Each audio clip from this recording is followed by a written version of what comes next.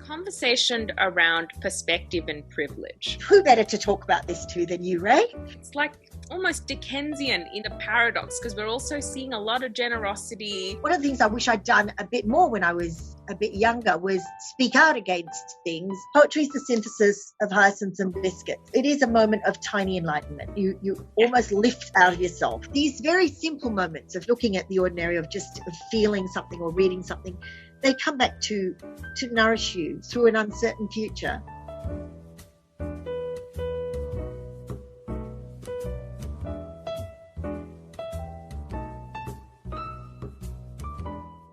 Hi everybody, I'm joined by the incredible Anita Patel on our heart-to-heart conversation today. Anita is a poet, a writer, an educator, a teacher. What I love most about Anita is the person that she is and the friendship that we have enjoyed over the many years. So thank you so much for being here, Anita, and welcome. Thank you, Ray, and I'm really, really happy to be here on this lovely opportunity to chat with you as usual. Yeah, and I mean, like, you and I always have, I think we have great conversations, and I often wish that we had both of them. So we think we have very good conversations. Right? Yeah. Well, I guess the first point I want to ask is, how are you? You know, we're living in strange times. Many people say that question to sort of move on, but I think it's important to ask that and really, really listen. So how are you? I'm good. I'm fine. And look, yes, they are strange times, and times of uncertainty and unrest and so on. The ordinary things we do, but we're aware that something has kind of very powerfully shifted. Yeah, no, absolutely. And we're going to unpack a little bit more about what you mean by ordinary, but I know that something that makes us kindred spirits is our mutual love of reading and language. Yes. And like we'll talk about your poetry in greater depth, but I just want to know a little bit more about your love of language and just where did that love come from? Well, I think I myself, I'm not sure. I think I cannot remember a time in my life where I didn't read, and I can't remember a time in my life where I didn't have this really powerful love of, strong love of words. I remember as a small child thinking, oh, the word fat actually looks fat, and the word thin looks thin. I mean, I just had this visual and visceral and oral sort of love of words. Yeah. And I can't remember a time where I didn't love looking at the pattern of words on paper. Mm-hmm. So I'm always reading something. I read a lot of very... things I wouldn't be proud to tell people I'm reading. They're very light on stuff. I'm good on a chick lit book. But I also love reading, all sorts of things, and poetry, of course, is my great love. Yeah. But certainly novels and Ray, I know you've sat in quite a lot of my literature classes, and I think we both love the same kinds of books. And I think when you read, what actually happens is you're never lonely. Mm-hmm. I always think readers are never lonely because we've always got a writer's voice in our head. Yeah. We're always engaged. Like, for me, reading is always about the story, and I'm always that's kind of what drives everything for me. Yeah. And a writer's voice in my head stays there. It's like a friend in your head. When you coming to the end of a book, and we're always like eking out those pages because we don't want that voice to stop. Yeah, we don't want it to end. We don't want that conversation to finish. We don't want to have that voice finish. Yeah. And that's, oh my God, that's the kind of power of reading for me.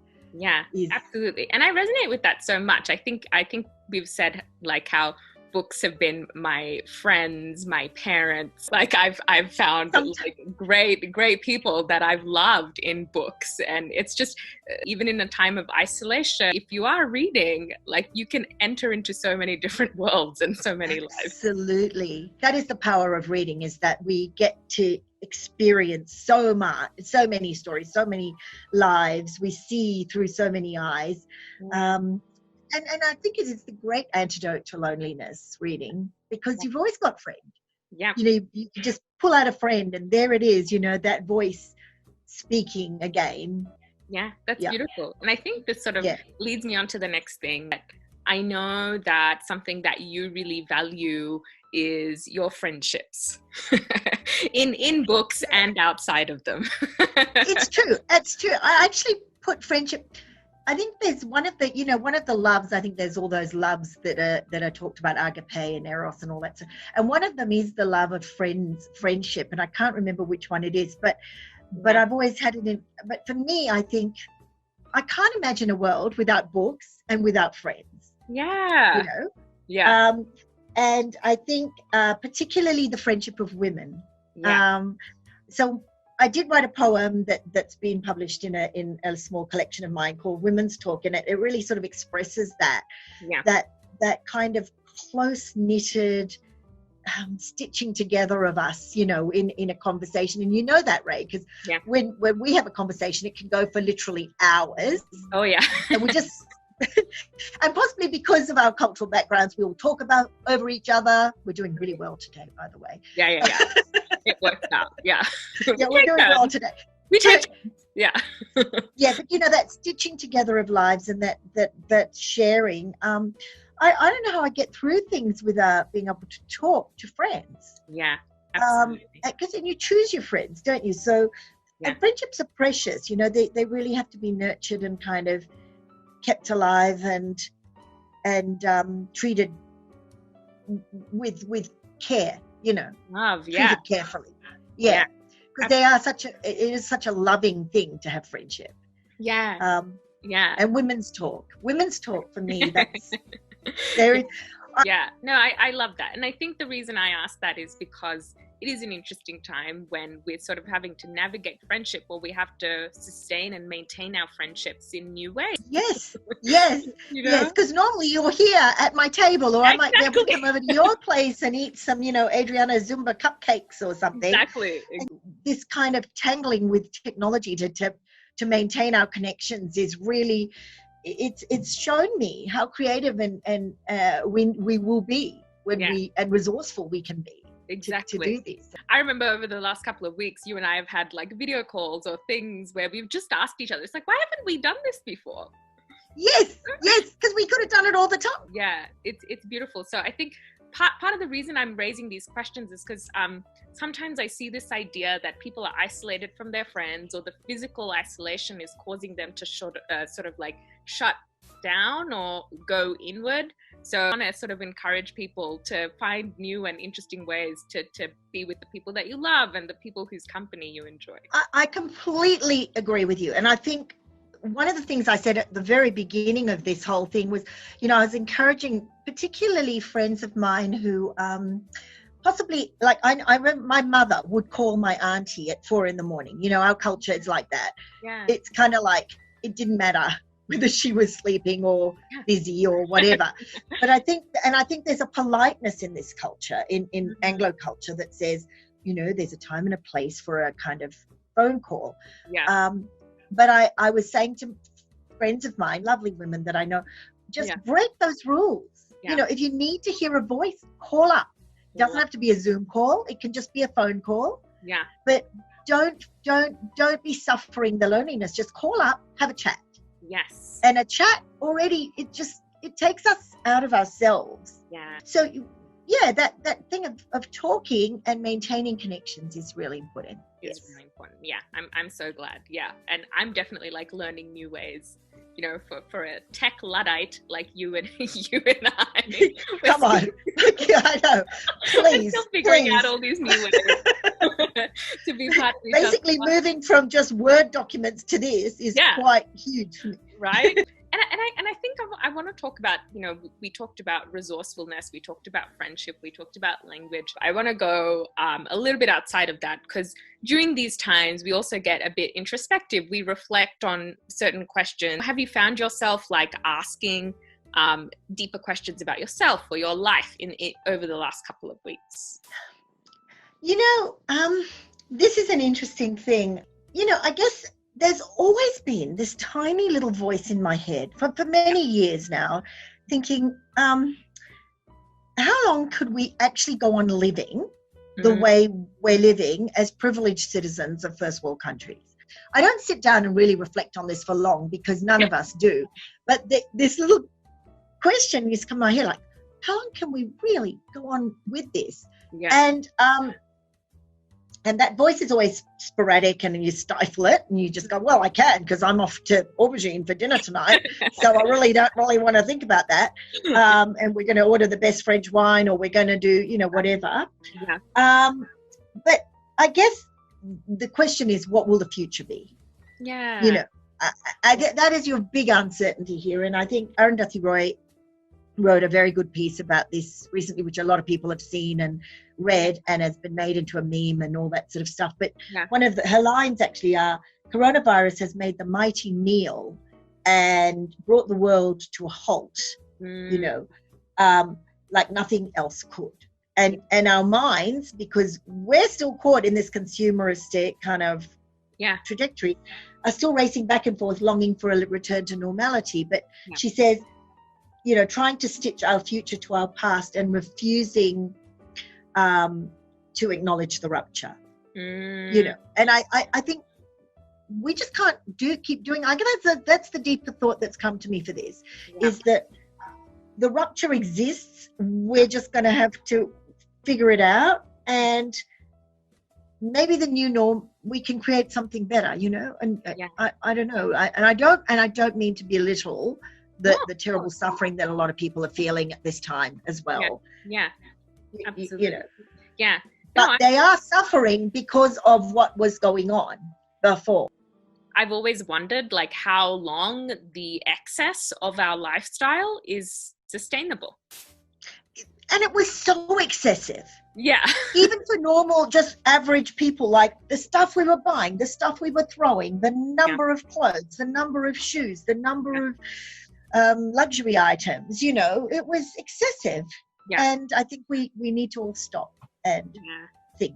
It's almost like nature has sort of grounded us. We've been sent to our rooms to think about exactly. And we were all talking about climate change, thinking it's a massive issue, we don't know how to deal with it. And now there are villages in India for the first time seeing the Himalayas from their place. Because they didn't even know those mountains were there. But with all the air travel finished and just out their backyard, no big deal. They've just been living out like big mountains. Just haven't noticed for 30 years. What happened? There's that, and I think, and like China can see the sky and all these stories that are coming. Something that I've been thinking about is just how the simple actions of one person can impact the lives of so many. It's really interesting because some people are really grappling with this thing of, but I want to stay home. I want to go to the coast. I want to have brunch with my friend.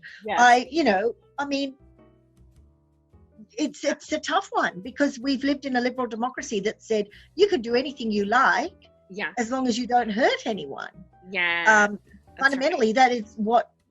That is the ethos that, that's what's driven us, the philosophy that drives this country, and the thinking and the consciousness. And it's really now it is really having to shift a very big paradigm for some people. And just looking at some of the choices that we think are harmless and that we think won't hurt anybody, like, oh, just me going outside, what could that really do? Yes, I know. Putting into our minds, like, even the simplest of things can have big consequences in terms of the impact on other people. Yeah, I think that's Ray, this is interesting because we didn't bring this up before, but you make such a good point, because this notion of consequences is something that just doesn't exist in the conscious. Having been a teacher, we have a massive emphasis on rights. Yeah. Students know their rights, and they're really quick to tell you their rights. I love all the students I've taught, but they do know their rights. There is very little emphasis on responsibility. Yeah. In Indonesia, for example, the big emphasis is on responsibility. Yeah. And they almost don't even know rights exist. Like, for young people, for poor people. Mm-hmm. It's not a notion of you having rights. You just have responsibilities. That's the Asian kind of consciousness. Yeah. So we've really, this is dragging people out of a way that they've been thinking forever, to suddenly go, now you guys all have a responsibility to wash your hands, not go and breathe on people, not walk near people, what about our rights? Yeah. As every small little kid will tell you. Yeah. What's my right to, Yeah. So yeah. It's a massive shift and I never thought about that before, but it's this consequences thing, Yeah. Just your small actions impacting, like it could be a life or death issue for somebody else. Exactly. Yeah. So I remember I used to show this video to students in my Indo class, and it was of these low-level factory workers, and the journalist came in and said to one of these women, well, what are your rights, in this working in this factory? And she said, I have to come to work early. I cannot go home. I have to work really hard. And she just reeled off all these responsibilities because she had no word for rights. She had no thinking of rights. But here we have no thinking of responsibilities. Just the importance of naming things, to have words for certain things, to have an understanding of what those words mean. Just to flow on from that, I think an issue that keeps coming up is this conversation around perspective and privilege, right? And so this idea, like, the privileged now have to keep perspective and in order to kind of make sense of what's going on. A Tamil family sitting in Christmas Island for almost, I don't know how many, almost more than years. We've had refugees and refugee camps. We have indigenous communities living in appalling conditions. Forget about toilet roll. And here we are. Having these wealthy and privileged, no perspective. Keeping perspective is actually something that can help, because sometimes we tend to think that we're the only ones going through something, or what we're going through is the worst of what there is. Right? It's that sort of not having a relative understanding of pain and suffering. Or resilience. What I want to just add to that is this isn't so much as like a judgment of or invalidating how people feel. It's more that, growing up in certain points in history or in certain parts of the world means that, some of us have like grown up seeing extreme poverty, or we've experienced wars. We've seen other things that have placed a relative understanding of suffering in terms of what's going on right now. We saw it play out with all that panic buying, and we saw this, and it was such a statement about privilege and perspective. I was quite heartbroken when I saw like a video on social media about people fighting over a toilet paper. And I just go, punching and wow.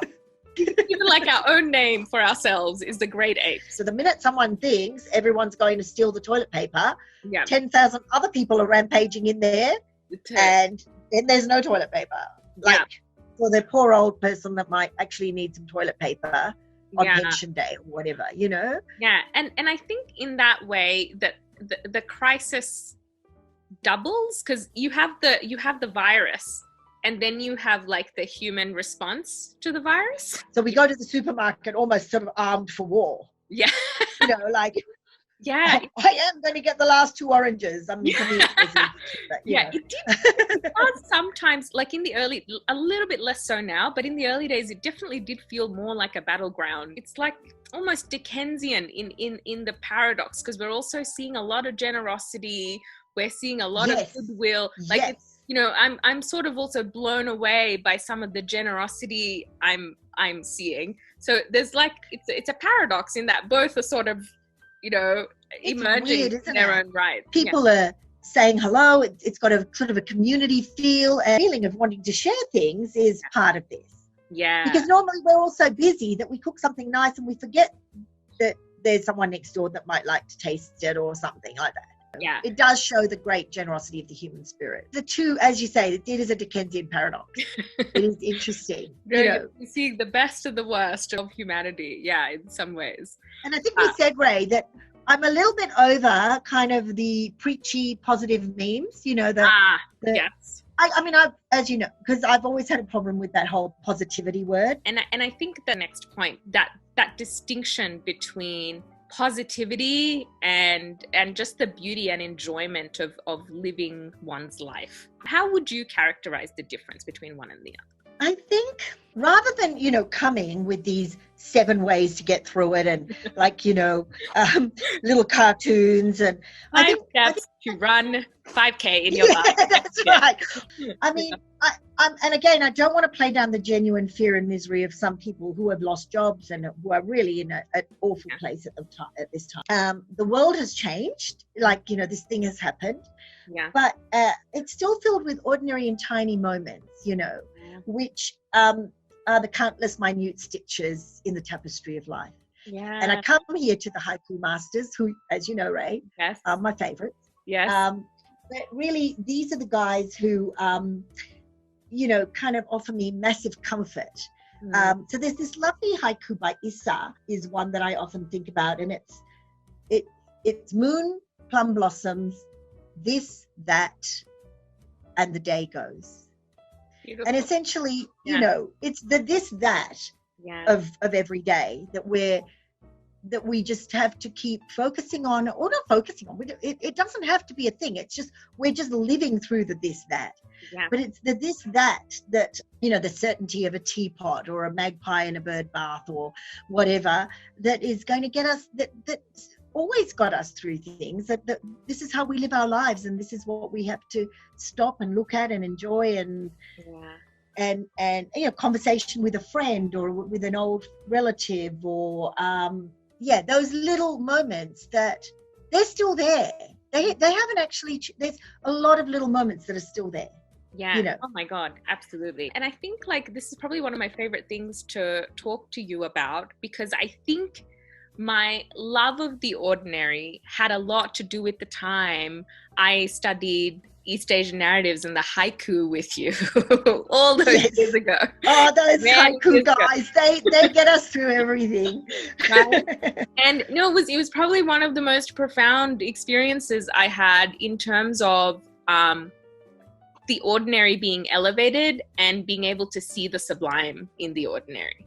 Totally. And I just think that, for me, when you read a beautiful haiku, or when you just have a moment of artness, which is doesn't have to be dramatic, it doesn't have to be spectacular, it's not something that, as we know, these things remind us that nothing matters really, but everything is significant, and these tiny moments of enlightenment come in these little minute flashes, and then they're gone. But they happen all the time. They happen despite a virus, despite a war,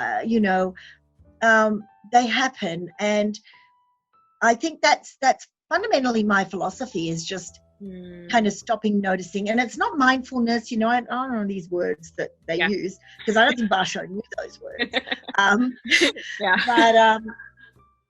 But it's that the comfort that you can have in solitude, in a cup of tea, and the smell of something cooking, whatever.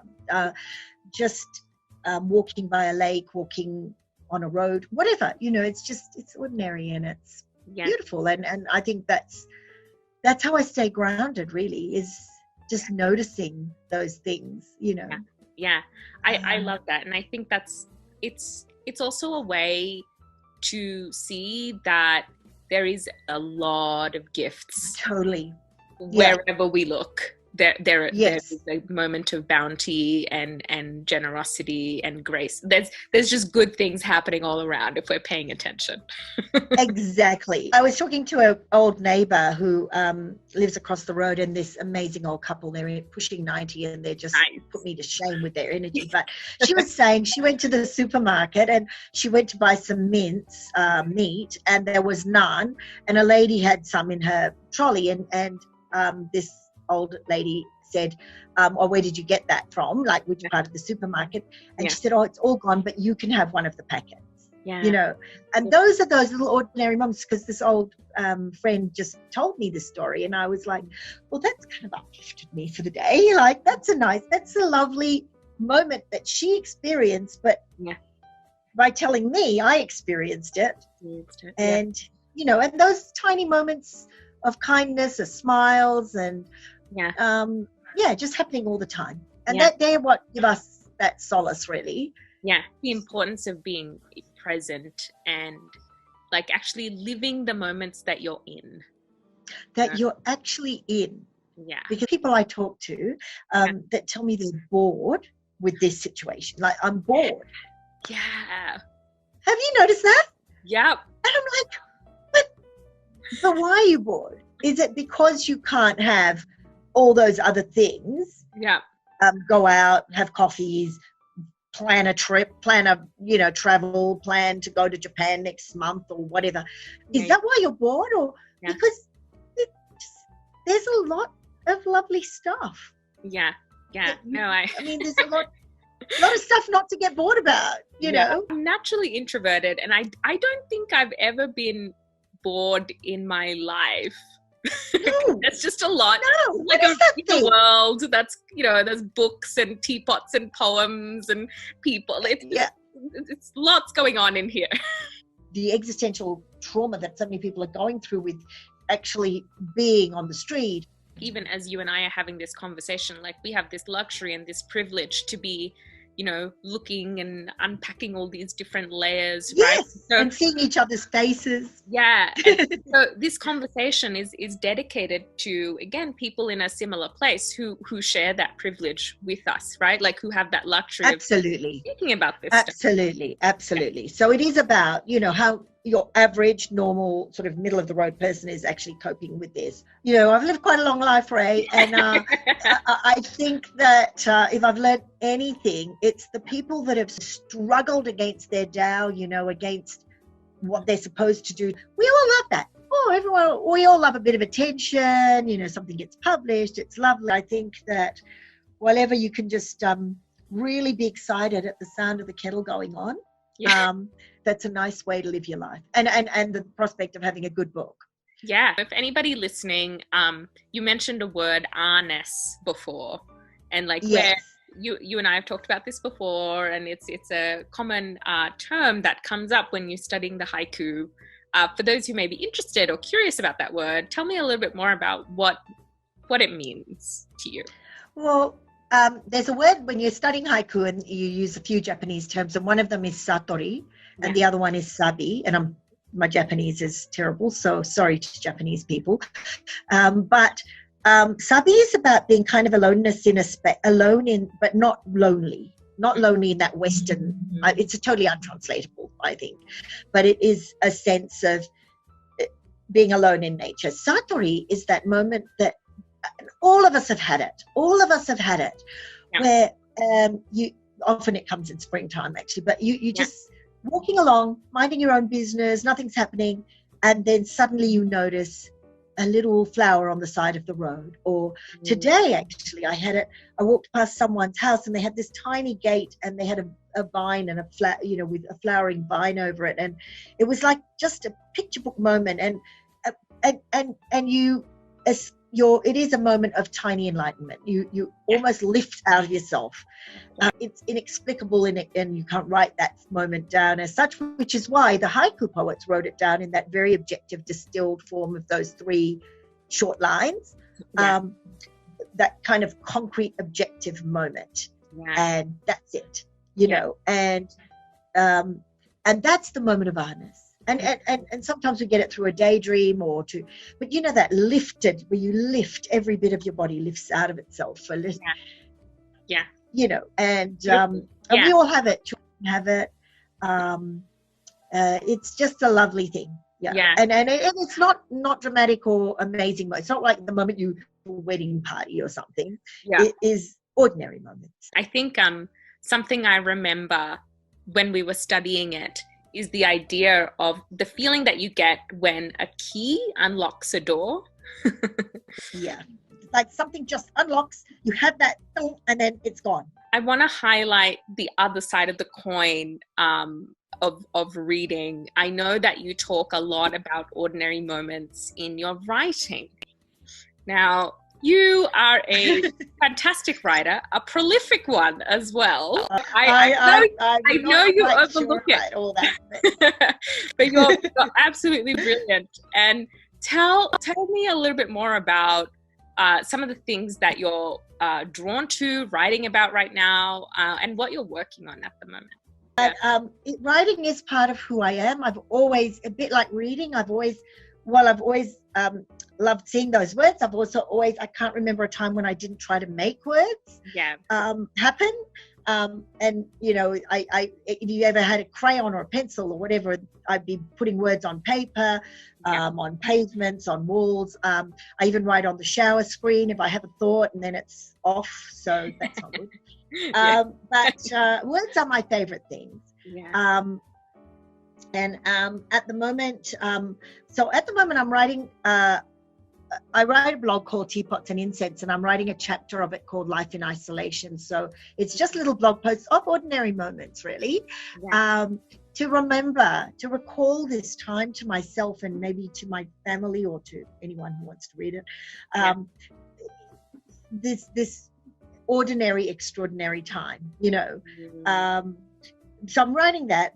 I'm always writing. I've always got a few poems in the pipeline that most of them don't see the light of day, but some of them end up, you know, surfacing in journals and lit journals or anthologies or whatever. So I've always got a bit of that on the boil.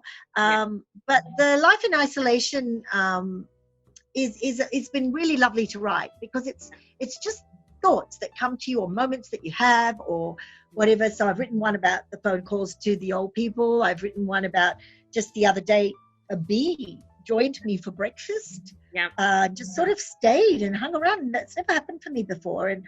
And bees are so precious, and it was just a thing to remember in this time. And so just little moments. So, you know, writing is just, I guess it's teaching actually was my life. For so much of my life, teaching was my life. But I always wrote.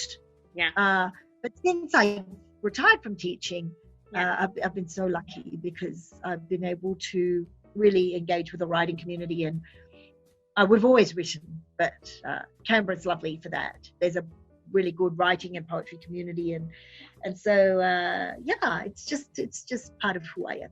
Yeah. And I know that, like, I've been very privileged to read 2 of your published works. And the first one is, of course, A Common Garment. And the second work is Heart Stitched, that you did with the wonderful Annie Franklin. That was a nice little combo. It was incredible. And so I'd love to know, like, I know we've talked about the inspiration that you find just generally from your love of language. What other things inspire you to create, to pen things down in the forms of poems? Well, I think, you know, Common Garment really was the essence of who I am. Basically, it's the stories of what makes us human, what makes the human condition matter. The fact that we all wear our stories, we are our stories. We're born into dialogue and relationships and all of that sort of stuff. And so any little thing like that will trigger a thought. That with Annie, I had written a review of an exhibition of hers, and then she wanted to write an artist book but have a writer or poet provide the words. So we walked the wetlands near my home, my beloved wetlands, and we walked a lot of nature, and I looked at a lot of her art, and I love her paintings. I would never do it with someone whose art didn't speak to my heart. Yeah. And of course that is about the landscape and the environment around me now, and I've lived here for 30 something years, and I brought my family up here, so even though I'm not part like there's still a part, like as you know, Ray, being migrants, we're never completely here, we're never completely Australian, we're here, we're there, we belong nowhere, everywhere, somewhere. But so much of me does belong in this landscape, in this city, in the environment around this city. Whenever I drive back into it, I'm like, I'm home. You know, there is a sense of home here. So for me, that was the Annie Franklin bit. That was it's been a joy to write those books, and that's beautiful.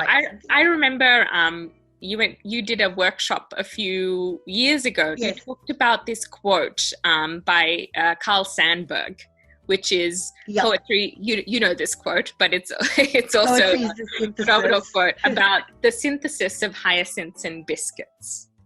Yes. And that for me is poetry, really. And so I want to talk to, like, for people who may want to find like more solace or to find something new in the poetic experience, what could you tell them about, how could you guide them about what poetry can do and how it can make people feel? And who better to talk about this to than you, Ray? A girl who really listened in class and also has this passion and love for literature. As we've said, literature gets us through everything, teaches us everything. But poetry for me, that quote by Sandburg is probably my favorite quote just about poetry. There are many favorite quotes I have, Ray. You know, we're the queen of quotes, both of us. Yes, we are. Queens of quotes. Yes. But with the Sandburg one, poetry is the synthesis of hyacinths and biscuits. Hyacinths, these exquisite smelling, beautiful flowers, symbols of springtime, gorgeous. Biscuits, and Sandburg was American, so biscuits, of course, are like a damper. They were a very prosaic, very heavy kind of staple food. They're not a delicious cookie or anything like that. But what Sandburg says is the prosaic and the exquisite actually interacting together, just coming together to and this beautiful synthesis, this absolute alchemy of those two things just lifts you out of everything, and that's what poetry is. It's not about, and poetry is always about the thing. I think people get mixed up about poetry, and I think they think poetry is about feelings. Yes, whenever you ask students, they go, what prompts a poem? Oh, it's my feelings. And I'm going, oh, well, we really don't want to know about that. Because if it's going to be your feelings about how you broke up with your girlfriend last week, I just do not need to know. But it's about the thing. It's about that actual thing that's there. So one of my, great favorite poems is William Carlos Williams' The Red Wheelbarrow. So much depends on the red wheelbarrow glazed with, beside the white chickens glazed with rain. Every tiny element of that is just peeled and unpacked. It is the thing, but it's everything. It's kind of like, I always say poetry is like nonsense, but makes all the sense. So again, one of the lines, and I think this is one people would know, is in Simon and Garfunkel's, Feeling Groovy, Bridge Strong, that line which goes, I'm dappled and drowsy and ready to sleep. Let the morning time drop all its petals on me. Now, let the morning time drop all its petals on me. It just makes no sense, that metaphor. But it absolutely makes every bit of sense.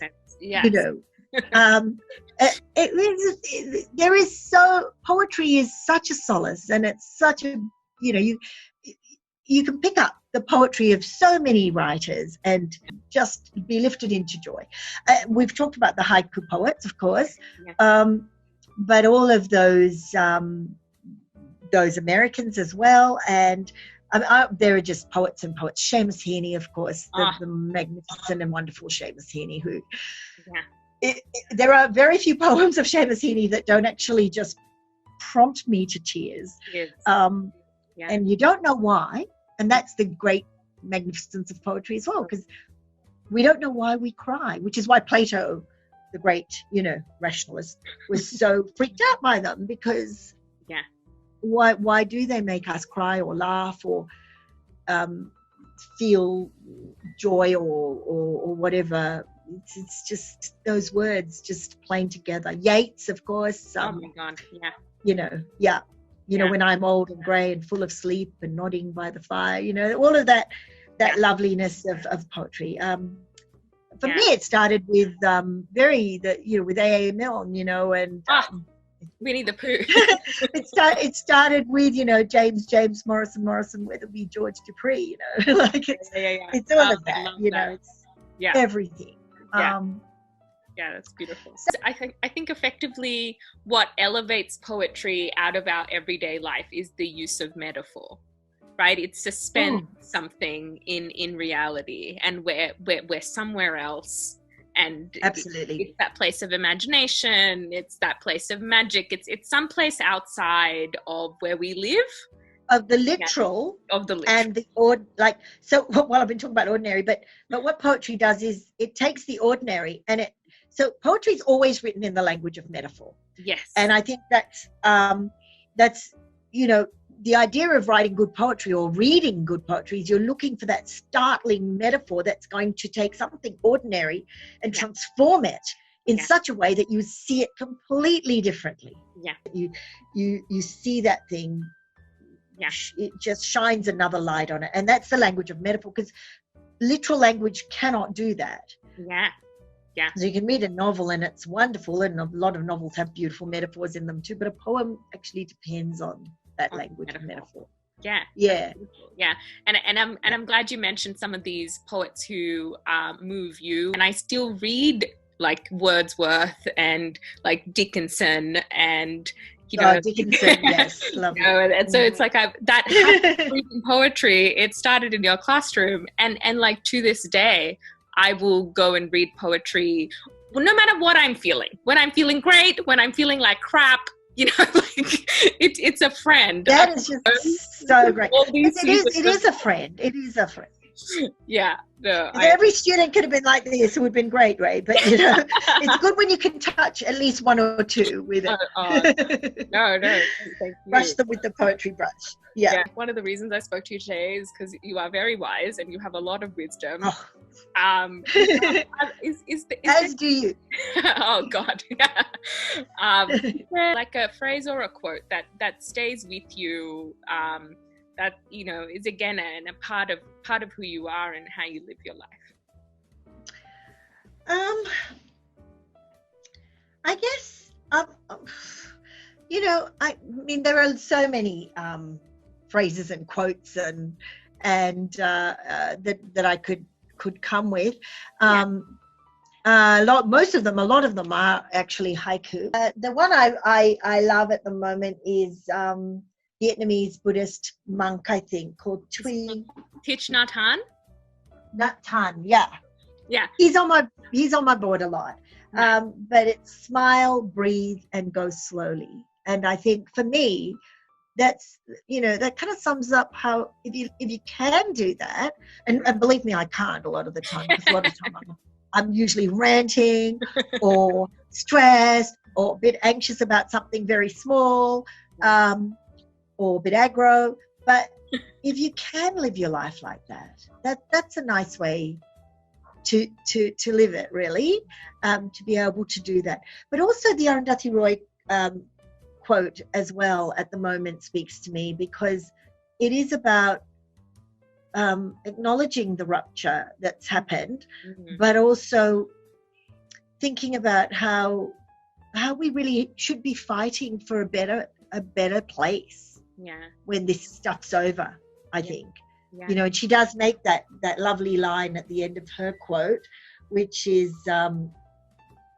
we can walk through this portal, dragging all of the crap that we've we've had, including the climate change issues, including our prejudice, our avarice, the consumerism, all of that stuff, our dead rivers, smoky skies, and all that sort of stuff. Or we can walk through lightly with little luggage, ready to imagine another world and ready to fight for it. And I think for me at the moment, that's the quote that's kind of, you know, lifting me through things, really. Like, we've really, this is, you know, that Chinese thing, I think crisis and opportunity are the same thing. I think that is where we're at, you know. We really have to turn this into an opportunity. Yeah, absolutely. And I think the beauty of what you've talked about today is that there are like simple, powerful, ordinary ways of doing that, and like taking yourself into a place where you can navigate these new changes and new worlds. Yeah, because they, you know, whatever happens after this, the ordinary will still be there. The ordinary will still be there. There will still be autumn leaves. There will still be teapots. You know, you can see my world. It's huge, isn't it? Autumn leaves, teapots. Basically sums it up. It's sublime. Absolutely. But there will be also the big issues, Ray. And I guess, you know, one of the things I have always been a bit I don't do regret. It's just not a thing I do. But one of the things I wish I'd done a bit more when I was a bit younger was speak out against things and kind of have a bit more confidence in, you know, who I am in a world where the culture was dominantly, you know, the dominant culture was very different. And I think all of those things will still be there, and it is a time for us to do all that. You know, speak out, but also enjoy all the small and ordinary things. That's beautiful. I feel like the running thread of our conversation today has just been to really be here in small ways and big ways to the truth of what's going on. Yes, absolutely. That is, and that if we do hide, it's not going to change the situation. Yes. We just have to work through it and live through it. Just live through it. Live through it. People have lived through, you know, wars and terrible things. And there are people in this country that have lived through such trauma that we can't even imagine. And they've lived through it, and they continue to live. And for us to be, you know, really stressing ourselves out over the toilet paper is not going to help. It's just... We've just got to, and I think, you know, I always say to people who say they're bored, I always just go, that's just a privilege to be bored. It is a privilege. I mean, I've always said it to my children, so they're terrified of ever saying that. You were kind to your children. In my family, it said only boring people get bored. I know. Only boring people get bored, so shut up. You know, that was the dialogue. That's good. Like, I'm not boring. I will never be bored. You know? We're very interesting. Fascinating. Oh my God. But I understand that. I was having a similar conversation with my brother, and, you know, I said, you know, how, and we talked about this a little bit, like how our grandparents and our parents just had these sad stories of the war. Like, I went to school with no shoes, with like in 7 miles in the snow every day. Couldn't eat anything, didn't have rice for, you know, 4 years. Just awful, sad stories. And, you know, and I was like, what? They're in the narratives of, and those stories are in the very present narratives of all our families, aren't they? Really? Oh my God. Exactly. Like these are my dad's stories, you know, like he's going to school without shoes or whatever it is. And so I was telling my brother, it's like, you know, if you want to be rebellious right now, like create joy, go help your friends, like find, you know, if you want to really tell some good stories and some good memories of this time, just go create joy for yourself and other people. I mean, and that's right. And it doesn't have to be, as I said before, dramatic, phenomenal, exciting, blissful, ecstasy, whatever. It just has to be, wake up, you know, step yourself through the day, make that first cup of tea, make that first piece of toast. I tell you, that's my first awesome ordinary moment of the day. Like, and usually I have a book to read with that. So that's, you know, get into a story. If you don't want to read a book, watch a show. Yeah. Watch a movie. Yeah. You know, ring a friend. Watch that bird splashing in the bird bath. You know, watch that bee on your breakfast cup. Just enjoy that, and you know, and have those times, and they will come back to nourish your you know, your heart later as well. You know, and it just makes these very simple moments of pleasure, of looking at the ordinary, of feeling something or reading something, they come back to nourish you. And they will nourish us through an uncertain future. They really will. And I'm just hoping that, you know, we can learn something from this.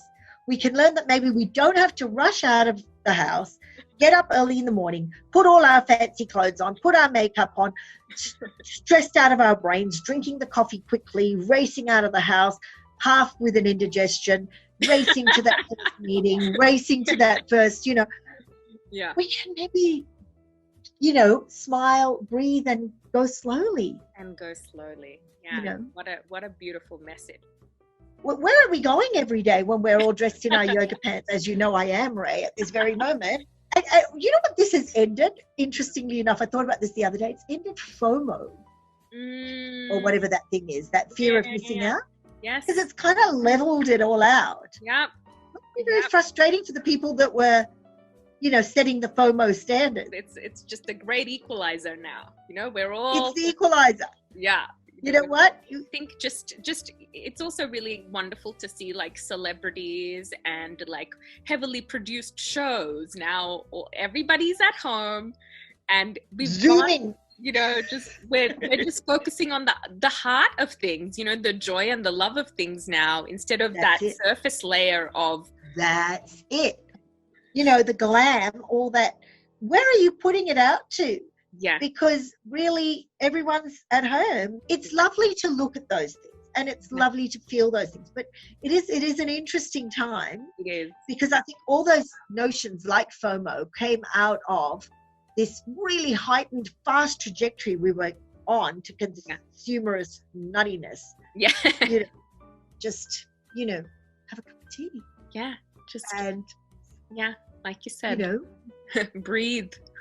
Smile and go slowly. I love that. I feel like that is a great note to end on. I think so. But Ray, thank you for this opportunity. It's been so lovely, and particularly lovely because I've known you for so long, and particularly lovely because we always have these conversations that are just very uplifting and full of.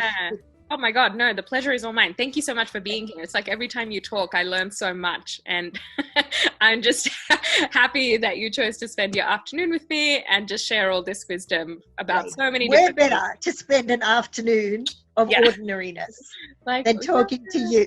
Yeah, cool. So thank you, my dear friend. And thank you. Thank you, Ray. See you soon. Thanks, my lovely. Bye. Bye.